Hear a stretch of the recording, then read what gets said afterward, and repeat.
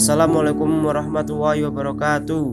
Hai para sahabat cendekia dan para pencinta ilmu, selamat datang kembali di Dosen HYP Channel. Kali ini kita akan membahas tentang biografi Bung Tomo. Sutomo lahir di Surabaya, Jawa Timur 3 Oktober 1920. Meninggal di Padang Arafah, Arab Saudi pada 7 Oktober 1981 pada umur 61 tahun. Ia lebih dikenal dengan sapaan akrab oleh rakyat sebagai Bung Tomo. Dikenal karena perannya dalam membangkitkan semangat rakyat untuk membangkitkan kembalinya penjajah Belanda melalui tentara Nica yang berakhir dengan pertempuran 10 November 1945 yang hingga kini diperingati sebagai Hari Pahlawan. Sutomo dilahirkan di Kampung Belauran di pusat kota Surabaya. Ayahnya bernama Kartawan Cipto Wijoyo, seorang kepala keluarga dari kelas menengah. Ia pernah bekerja sebagai pegawai pemerintahan, sebagai staf pribadi di sebuah perusahaan swasta, sebagai asisten di kantor pajak pemerintah, dan pegawai kecil di perusahaan ekspor impor Belanda. Ia mempunyai pertalian darah dengan beberapa pendamping dekat dengan Pangeran Diponegoro yang dikebumikan di Malang. Ibunya berdarah campuran Jawa Tengah, Sunda, dan Madura dan Batak. Sedangkan ayahnya adalah seorang serba bisa. Ia pernah bekerja sebagai polisi di Kota Praja dan pernah pula menjadi anggota Sarekat Islam sebelum ia pindah ke Surabaya dan menjadi distributor lokal untuk perusahaan mesin jahit Singer. Masa muda, Sutomo dibesarkan di rumah yang sangat menghargai pendidikan. Ia berbicara dengan terus terang dan penuh semangat. Ia suka bekerja keras untuk memperbaiki keadaan. Pada usia 12 tahun, ketika ia terpaksa meninggalkan pendidikannya di Mulu, Sutomo melakukan berbagai pekerjaan kecil-kecilan untuk mengatasi dampak depresi yang melanda dunia saat itu. Belakangan ia menyelesaikan pendidikan HBS-nya lewat korespondensi, namun tidak pernah resmi lulus. Sutomo kemudian bergabung dengan KBI, Kependudukan Bangsa Indonesia. Belakangan Sutomo menegaskan bahwa filsafat kepanduan ditambah dengan kesadaran nasionalis yang diperolehnya dari kelompok ini dan dari kakeknya merupakan pengganti yang baik untuk pendidikan formalnya. Pada usia 17 tahun, ia menjadi terkenal ketika berhasil menjadi orang kedua di Hindia Belanda yang mencapai peringkat Pandu Garuda sebelum pendudukan Jepang pada tahun 1942. Peringkat ini hanya dicapai oleh 3 orang Indonesia. Sutomo pernah menjadi seorang jurnalis yang sukses. Kemudian ia bergabung dengan sejumlah kelompok politik dan sosial ketika ia terpilih pada 1944 untuk menjadi anggota Gerakan Rakyat Baru yang disponsori Jepang. Hampir tak seorang pun yang mengenal dia.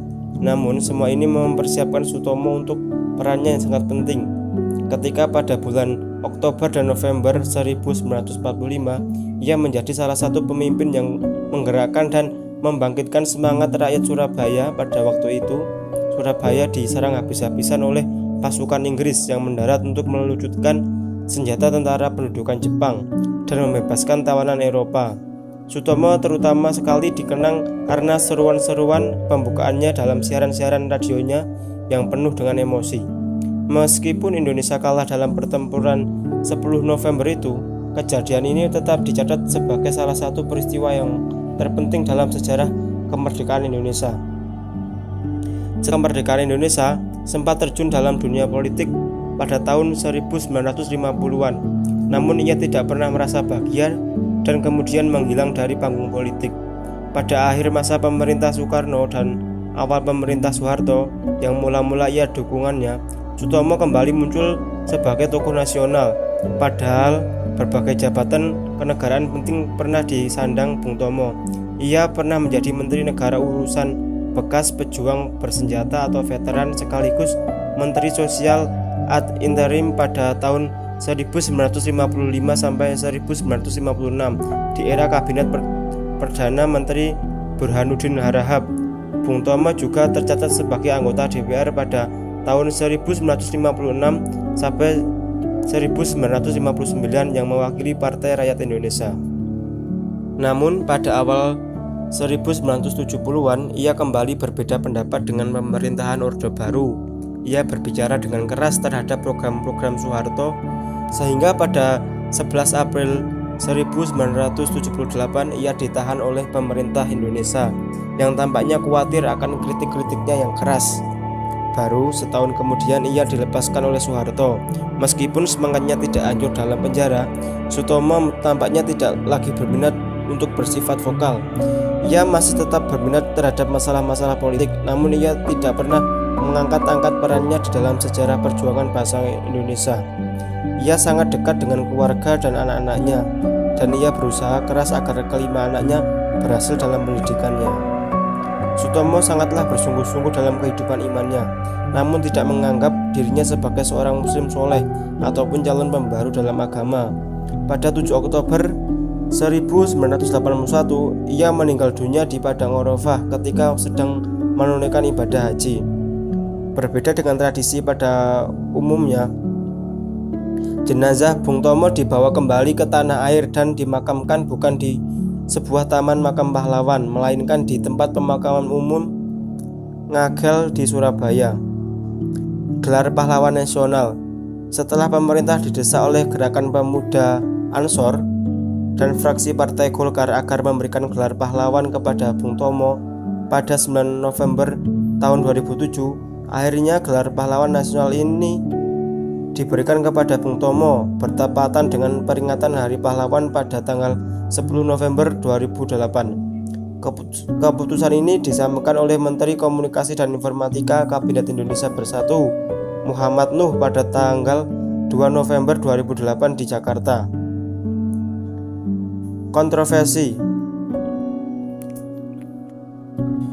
Kontroversi pada tahun 1950-an di Surabaya, Bung Tomo berusaha sebagai penolong tukang becak pertama, yakni dengan mendirikan pabrik sabun melalui uang iuran tukang becak untuk pendirian pabrik sabun. Pabrik tersebut didirikan oleh dan untuk tukang becak, akan tetapi kelanjutan ide pendirian pabrik sabun tidak berhasil dan tanpa adanya pertanggungjawaban keuangan. Terima kasih.